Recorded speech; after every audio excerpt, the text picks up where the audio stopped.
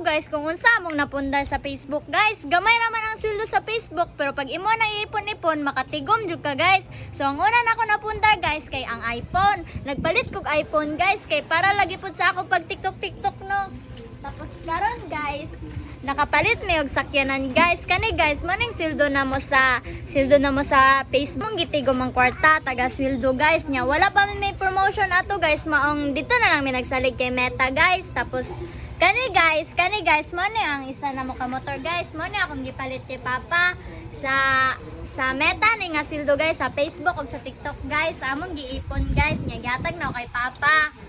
Tapos kani guys, bago ni na mo napalit na motor guys sa sweldo gapon ni sa TikTok og sa Facebook guys. Kamu guys, ayaw jud mo pagkuan guys, pagba-vlog jud mo guys kung wala mo lingaw guys kay bahala gamay ra nag views guys, makatigo magyapon kana sa income guys. O tanawa mo sakyanan guys, Sakyanan guys, di ba?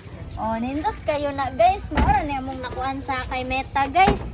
Maong kamo kung gusto mo mag-vlog guys, ampo lang sa Ginoo guys. Ayaw mo kaulaw guys. Mara to guys. Abangan mong vlog sunod guys. Bye!